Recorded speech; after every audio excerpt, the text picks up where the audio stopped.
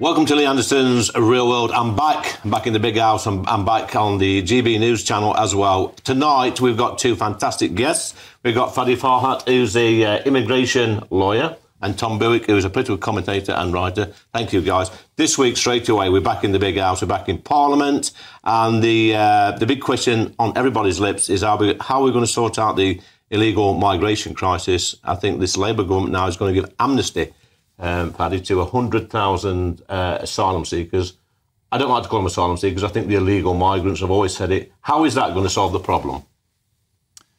Well, you have a problem now, which is the backlog, and that backlog was deliberately... There was a choice, the Conservative Party, in setting up the Rwanda scheme. Instead of making the choice to have the scheme up and running and operational and then sending people back... Once the scheme is up and running, it deliberately decided to create a backlog by actually putting aside anyone who applied before the scheme was fully operational. So this backlog was a choice. It's not an unforeseen consequence. And now that you have the backlog, people are in a state of limbo. So they're currently being housed in hotels, or they're currently being provided with accommodation with no decision as to their future. Yeah, but Fadi, we keep hearing this term, we're going to clear the backlog. We heard it from the previous government, we're hearing it from the Labour government now. How does clearing the backlog stop people coming over on small boats? It doesn't, but it at least allows you to free up resources in terms of once a backlog is cleared, at least you then can sort of marshal your resources appropriately to address any challenges that come ahead. What's happening now is, let's just assume we live in a parallel universe. Let's just say Keir Starmer doesn't want to scrap the Rwanda scheme. Let's say he's in favour of the Rwanda scheme. Let's just say also that the courts have cleared the Rwanda scheme, that there's no legal impediments whatsoever. And those, that would be remarkable. And let's just say that actually people want to go to Rwanda, which again, remarkable. Parallel universe. What you then have is Rwanda has said that even if you were to get flights out tomorrow, Rwanda has said that in the first couple of years, it will only take around 800 to 2,000 a year. If you now have a backlog of nearly 100,000, in the best case scenario, it's going to take Rwanda 50 years to clear the backlog. Or in the worst case scenario, it's going to take them 100 years to clear the backlog. That's before you even address any boat arriving today or tomorrow or next week. So that is the extent of the problem.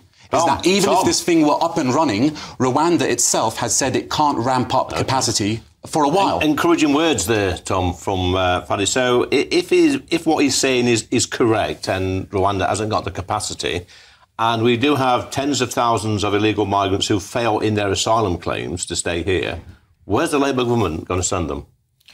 As you know, Lee, we've had the elections. Congratulations on your re-election to Parliament. But look, in a way, we've got to stop talking about Rwanda because that is a dead and buried scheme. Where are they going to send them? It was an absolute gimmick. It was going to cost tens of thousands of pounds. Only 4 volunteers went. In fact, more Tory cabinet ministers went to Rwanda to look at those actually quite luxurious accommodation. Yeah, but Yvette Cooper's been asked time and time again, Tom, on this subject. Where are you going to send these failed asylum seekers? Where the point is, look, we're discussing here the so-called backlog. I mean, I wouldn't call it a backlog because at the moment, under the law that the last government passed, these are just categorised as illegal migrants. They're effectively stateless. They have no recourse to work. They have no way of actually becoming documented. I think actually what Yvette Cooper and Keir Starmer are doing here is just out-and-out common sense, in the sense that, do the British people want 100,000 people roaming our streets, undocumented, some of whom could be criminals, some of whom, you're quite rightly, we wouldn't be able to send back. Why? Because 70% are probably from war zones, they're from Afghanistan, they're from Syria. We can't easily send those people back under international law.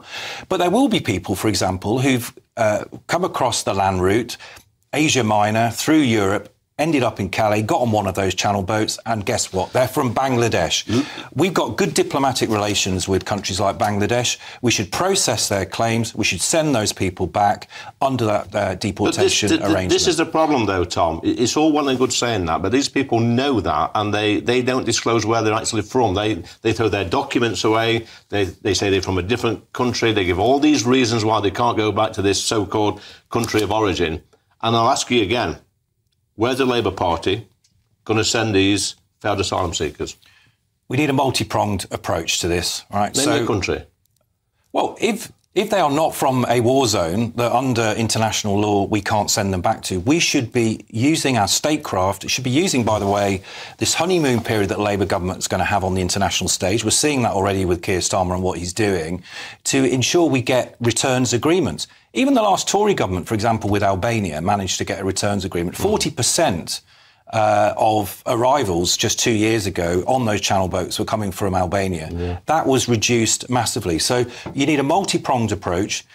I mean, it's yet to be seen, isn't it, whether this border command is a rebrand of something that already exists or whether it actually is going to work. So the multi-pronged approach in my book is, yes, you've got to do something about the criminal gangs. You're right, Lee, we've got to do something about the pull factors. Yeah. And what I think is really interesting, actually, is you've got former Labour Home Secretaries like David Blunkett only this week saying that, you know, we should be looking at the digital ID cards so that we don't have this pull factor with our labour market, this so-called Deliveroo economy, where we've got people risking their lives to come across the channel because they know they can work in our very deregulated labour market. Yeah. You're from a Labour background, you know what goes on here. If you've got a situation where effectively employers and unscrupulous employers know they can signal to people overseas, they can bring them in, not pay them minimum wage, you're going to get a form of modern human slavery. I think that's what we've got to end.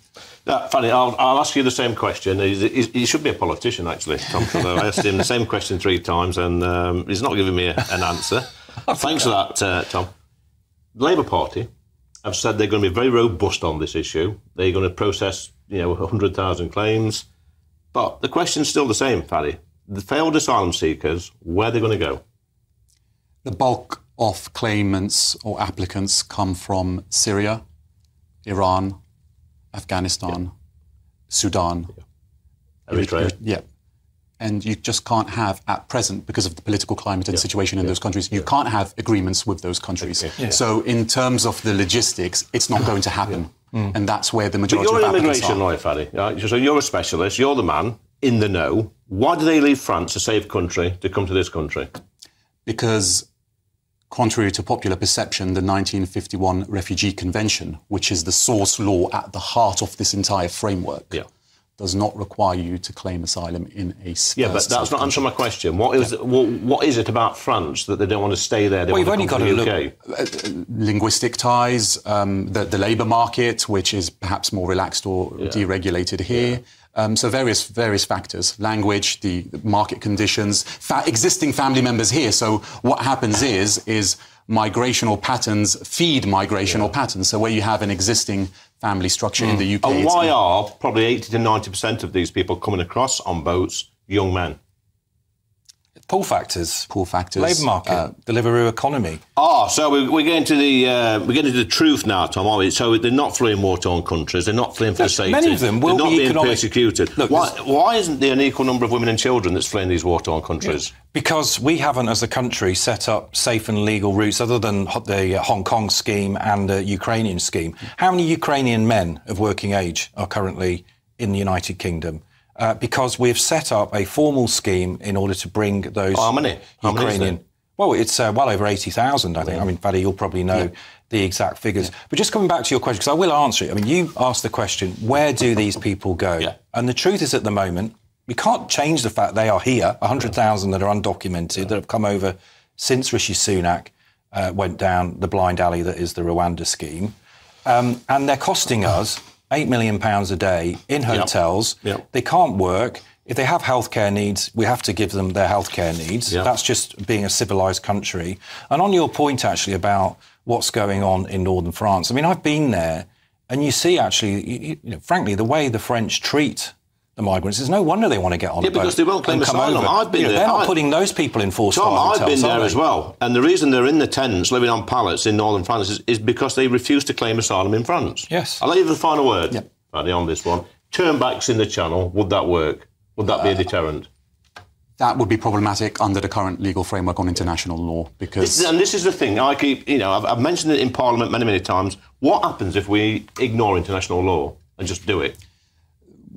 Does somebody come out and slap the old bracelets on? The thing with international law is there isn't a enforcement or police body, so nothing will happen in the sense of any direct physical consequence. So we could do it? But it would then raise accusations of being a pariah state, a state that doesn't comply with the rule of law, that is not subscribed to the rules-based framework, and that would be the problem, because you've got 12 miles.